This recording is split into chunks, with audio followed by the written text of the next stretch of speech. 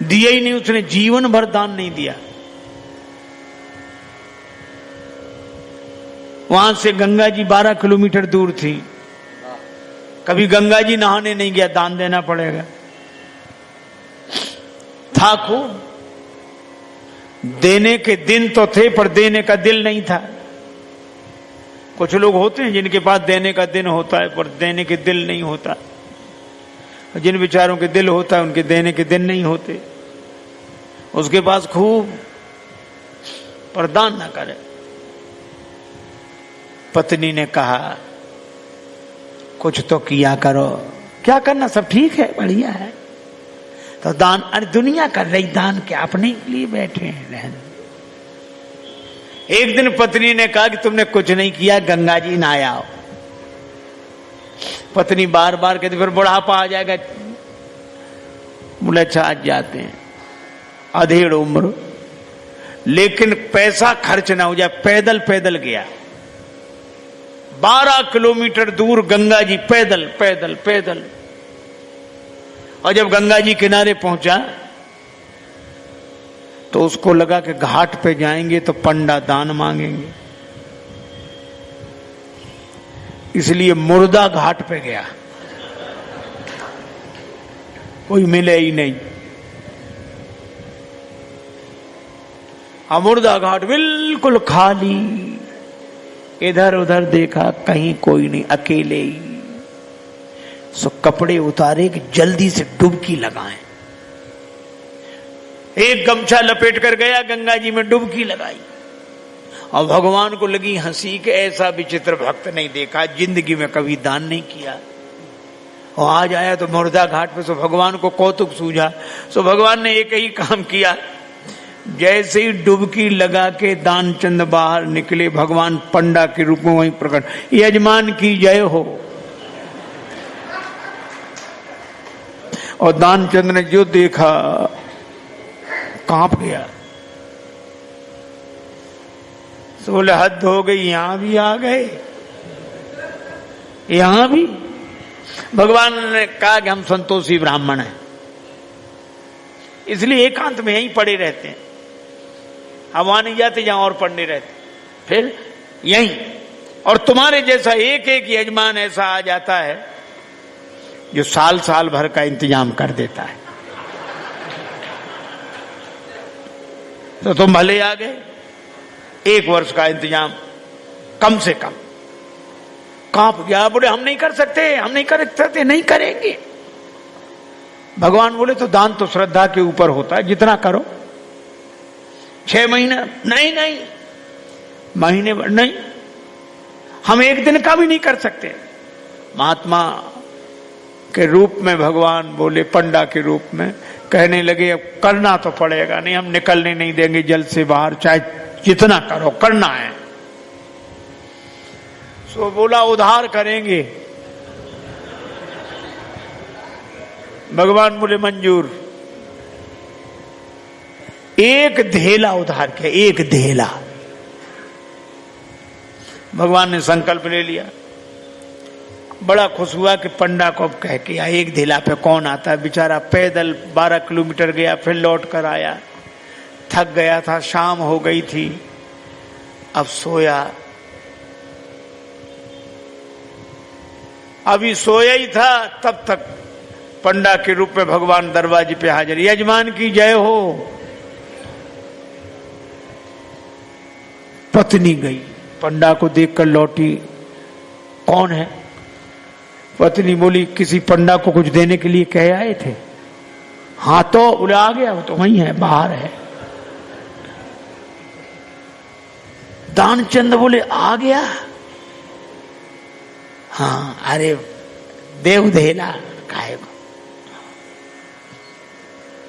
बोला बोला मुश्किल, एक काम करो। क्या? पत्नी तो बोला जाके कह दो कि वो बीमार हैं,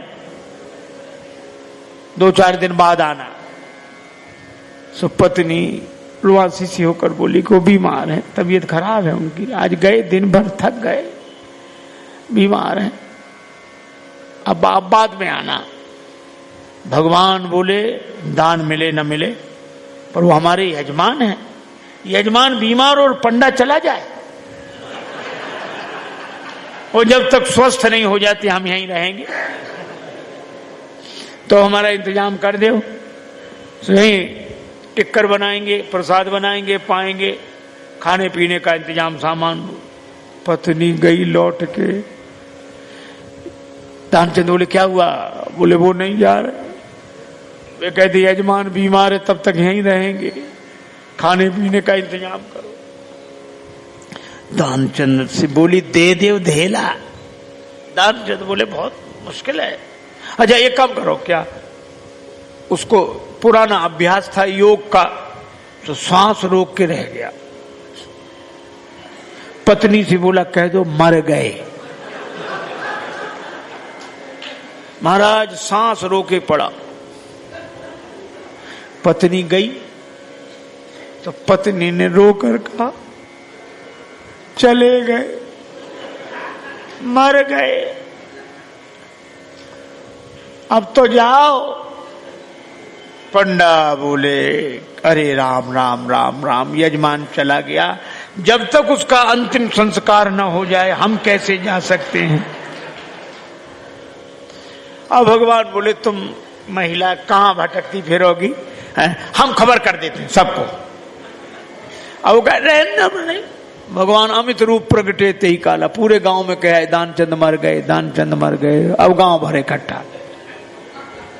और जब वो भी ऐसा विचित्र आदमी सांस रोके पड़ा,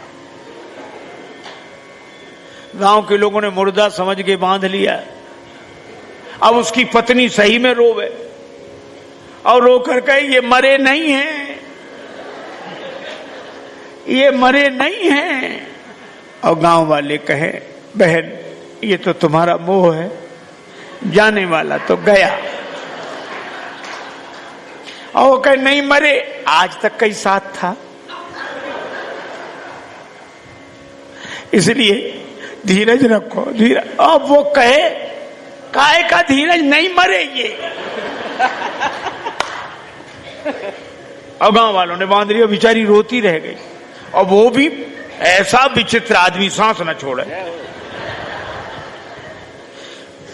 ठठरी पे रख लिया।